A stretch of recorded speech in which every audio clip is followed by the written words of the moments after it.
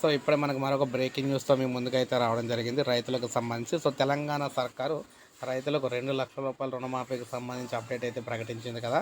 దానికి సంబంధించి ఆల్రెడీ అప్లికేషన్లో కూడా ప్రజాపాలనలో అప్లికేషన్లో కూడా తీసుకుంటున్నారు.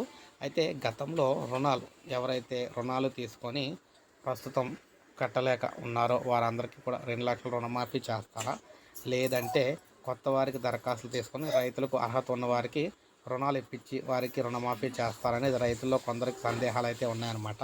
అయితే రాష్ట్ర ప్రభుత్వం ముందుగా దీనికి సంబంధించి ఎవరో కూడా కంగారు అయితే పడొద్దని, గతంలో ఉన్న వారందరికీ కూడా రుణమాఫీ చేస్తామని, ప్రస్తుతం అప్లికేషన్స్ వచ్చిన తర్వాత అంటే దరఖాస్తులు అందిన తర్వాత అందులో క్రోడీకరించి ఎవరైతే అర్హులు ఉన్నారో వారందరికీ కూడా రుణమాఫీ అయితే జరుగుతుందని చెప్పేసి రాష్ట్ర ప్రభుత్వం అయితే చెప్తుందన్నమాట. సో ఈ విధంగా రైతులకు వారు ఇచ్చిన హామీ 2,00,000 రుణమాఫీ అనేది ఖచ్చితంగా అర్హత గల రైతులందరూ కూడా చేసి తీరుతామని చెప్పేసి రేవంత్ రెడ్డి గారి క్యాబినెట్లో చెప్పడం అయితే జరిగిందనమాట.